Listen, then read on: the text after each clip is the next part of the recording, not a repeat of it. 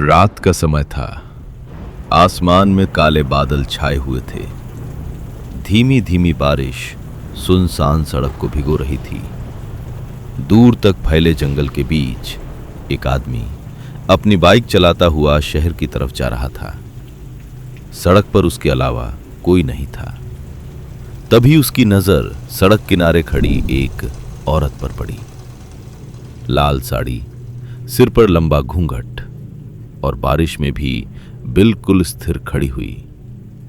ऐसा लग रहा था जैसे वो काफी देर से किसी का इंतजार कर रही हो। इतनी रात में यहां क्या कर रही हो? सुन रही हो? औरत ने कोई जवाब नहीं दिया। घर जाना है क्या? वह फिर भी चुप रही। आदमी कुछ पल उसे देखता रहा। घूंघट की वजह से चेहरा साफ दिखाई नहीं दे रहा था, लेकिन जितना दिखाई दे रहा था उतना ही किसी को भी अपनी तरफ खींच लेने के लिए काफी था। आदमी के चेहरे पर एक मुस्कान उभर आई। चलो बैठ जाओ, छोड़ देता हूं। औरत बिना कुछ बोले बाइक के पीछे बैठ गई। आदमी ने बाइक आगे बढ़ा दी। कुछ देर तक दोनों के बीच खामोशी बनी रही। सड़क सुनसान थी और चारों तरफ सिर्फ जंगल फैला हुआ था। लगभग 10 मिनट बाद सड़क किनारे एक विशाल पीपल का पेड़ दिखाई दिया। आदमी ने इधर उधर नजर दौड़ाई। दूर तक कोई नहीं था। उसने बाइक पेड़ के नीचे रोक दी।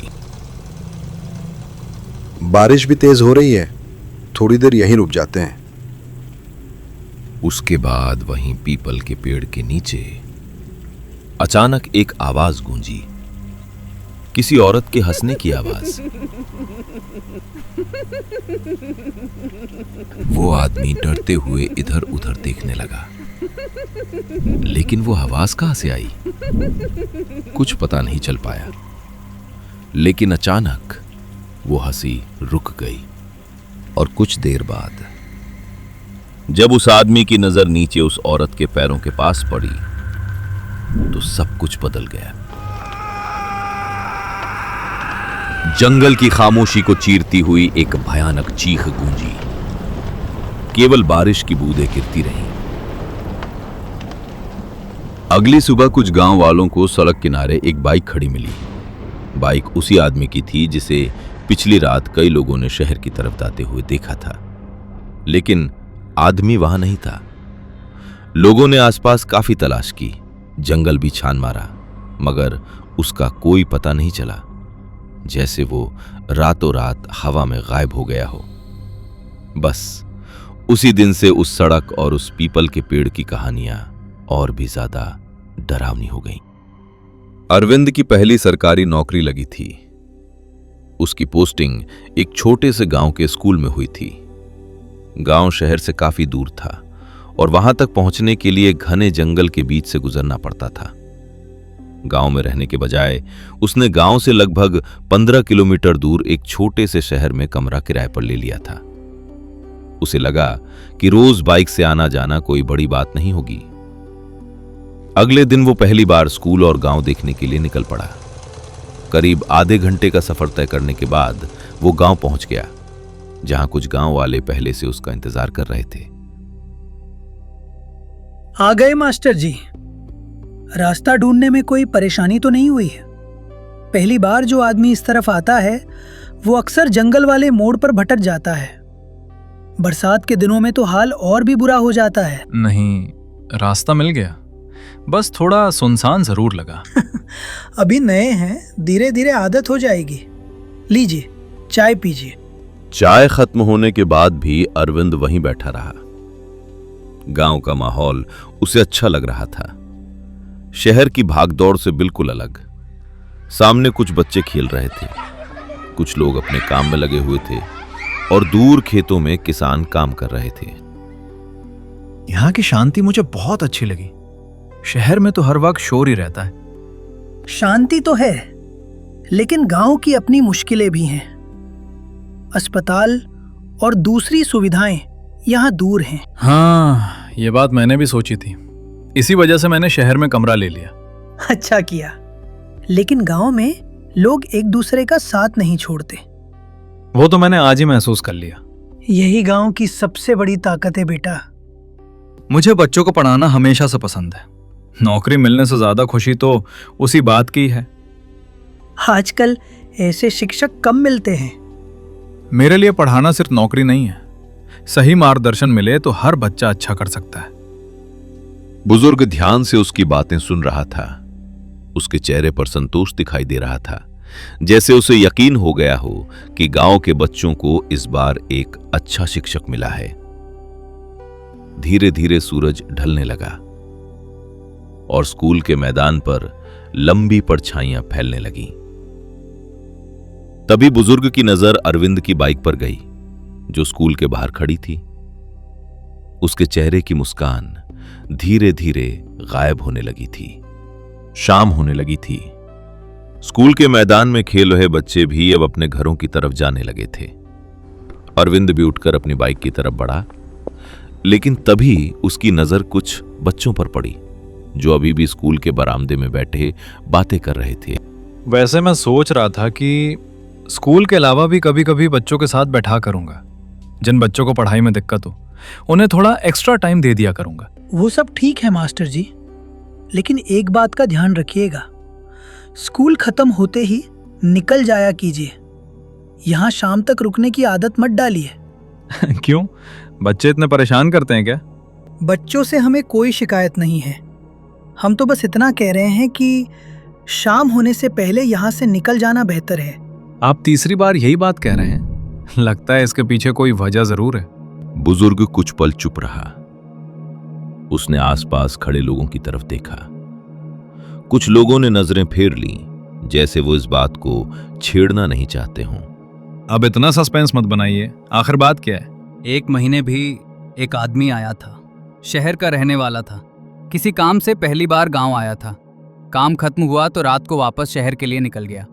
अगले दिन उसकी बाइक सड़क किनारे मिली, लेकिन वो आदमी नहीं मिला। हो सकता है जंगल में कहीं चला गया हो या किसी हादसे का शिकार हो गया हो।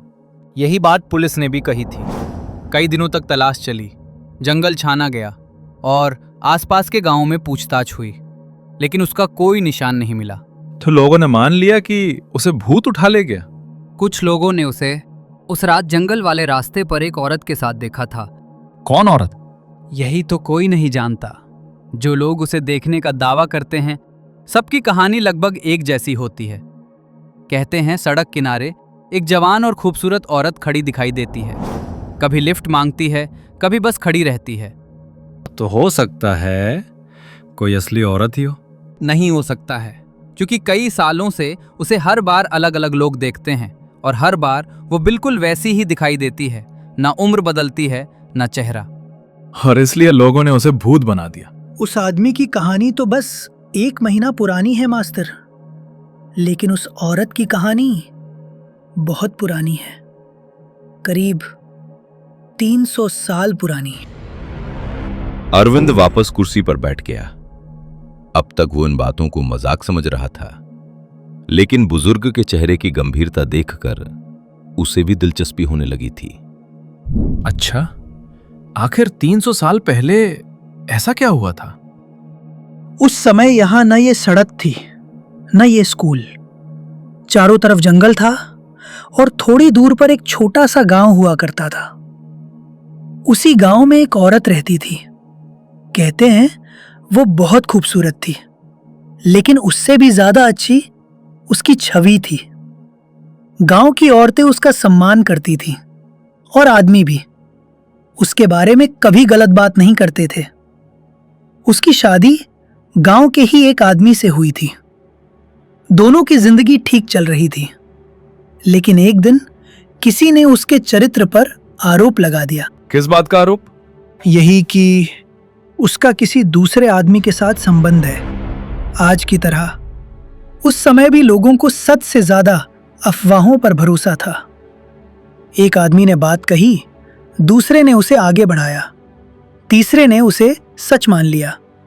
देखते देखते पूरा गांव उसके खिलाफ हो गया और यहीं से उसकी जिंदगी बदल रही। आसपास बैठे कुछ गांव वाले भी अब चुपचाप कहानी सुन रहे थे। लगता था वे ये किस्सा पहले भी कई बार सुन चुके थे। वो औरत बार बार कहती रही कि उसने कुछ गलत नहीं किया। उसने अपने पति को समझाने की कोशिश की, गांव वालों से विनती की, यहां तक कि पंचायत के सामने भी रोई, लेकिन किसी ने उसकी बात नहीं मानी।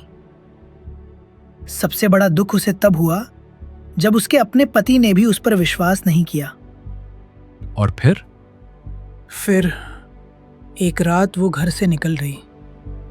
कहते हैं वो इसी जंगल में आई थी, यहीं कहीं एक बड़े पेड़ पर उसने फांसी लगा ली। कुछ पल के लिए वहां सन्नाटा छा गया। लोग कहते हैं हर आत्मा डायन नहीं बनती, लेकिन जब कोई औरत गहरे अपमान, टूटे हुए विश्वास और असहनीय दुख के साथ अपनी जान देती है तो उसकी आत्मा कभी शांति नहीं पाती। उस औरत के साथ भी शायद यही हुआ था। उसे ना न्याय मिला, न सम्मान, न सुकून। बस तभी से लोग कहते हैं कि उसकी आत्मा इसी रास्ते से बंध गई। और 300 साल बाद भी वो यहीं खड़ी मिल जाती है। तुम हंस सकते हो मास्टर जी, पहली बार सुनने पर कोई भी हंसेगा, लेकिन एक बात याद रखना, कहते हैं वो हर आदमी को नहीं मारती, सिर्फ उन्हीं को अपना शिकार बनाती है जो उसे देखकर उस पर मोहित हो जाते हैं। बुजुर्ग की आंखें सीधे अरविंद पर टिकी थीं, लेकिन अरविंद बस मुस्कुरा दिया। उसे अब भी लग रहा था कि वो एक पुरानी लोक कथा सुन रहा है, हकीकत नहीं। अरविंद ने बुजुर्ग की बात ध्यान से सुनी जरूर, लेकिन उस पर विश्वास नहीं किया। उसे लगा कि ये भी उन कहानियों में से एक है जो पीढ़ियों से सुनाई जाती हैं और समय के साथ सच मान ली जाती हैं। कुछ देर बाद उसने सबको नमस्ते कहा, बाइक स्टार्ट की और शहर के लिए निकल पड़ा। उस शाम स्कूल की छुट्टी के बाद अरविंद हमेशा की तरह शहर के लिए निकल पड़ा। जंगल वाले रास्ते पर पहुंचते ही उसे बुजुर्ग की सुनाई हुई कहानी याद आ गई। वो खुद ही मुस्कुरा दिया। उसे अब भी यकीन नहीं था कि उस रास्ते पर कोई डायन रहती है। कुछ देर बाद उसकी बाइक एक मोड़ से गुजरी और तभी उसकी नजर सड़क किनारे खड़ी एक औरत पर पड़ी। वो अकेली खड़ी थी, न उसके आसपास कोई दिखाई दे रहा था, न कोई वाहन। अरविंद ने अनायास ही बाइक की रफ्तार धीमी कर दी। उसकी पहली नजर औरत के चेहरे पर गई। वो बेहद खूबसूरत थी, इतनी कि कुछ पल के लिए अरविंद की नजर वहीं ठहर गई, लेकिन अगले ही पल उसे अपनी ही हरकत पर हंसी आ गई। लगता है गांव वालों की कहानियों ने असर करना शुरू कर दिया है। वो औरत बिल्कुल शांत खड़ी थी, न उसने हाथ हिलाया न कोई इशारा किया। ऐसा लग रहा था जैसे उसे अरविंद की मौजूदगी से कोई फर्क ही नहीं पड़ता। अरविंद आगे बढ़ने ही वाला था कि उसके मन में एक सवाल आया, इतनी सुनसान जगह पर यह कर क्या रही है? आसपास तो कोई घर भी नहीं है। कुछ पल के लिए उसका मन हुआ कि बाइक रोककर पूछे, लेकिन फिर उसने सोचा कि किसी अजनबी लड़की से बेवजह सवाल करना भी अजीब लगेगा। उसने बाइक आगे बढ़ा दी। रास्ते भर वो खुद को समझाता रहा कि इसमें अजीब क्या है। हो सकता है पास के किसी गांव की हो सकता है किसी का इंतजार कर रही हो। लेकिन शहर पहुंचने के बाद भी उसका ध्यान बार बार उसी औरत पर जा रहा था।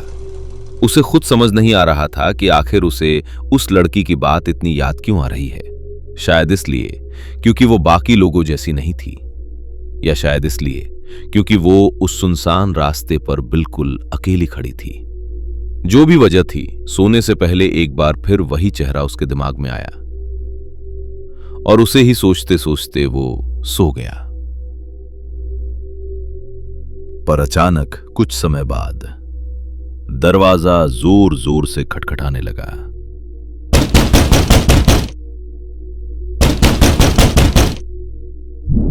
अरविंद नींद से घबराकर उठता है और डरते डरते दरवाजे की ओर बढ़ता है।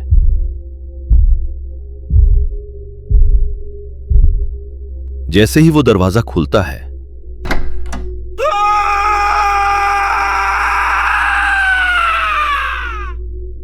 आखिर उसने ऐसा क्या देख लिया था? कौन था उस दरवाजे के पीछे? जानने के लिए इंतजार कीजिए कहानी के अगले भाग का और देखते रहिए हॉरर नाइट्स कहानियां।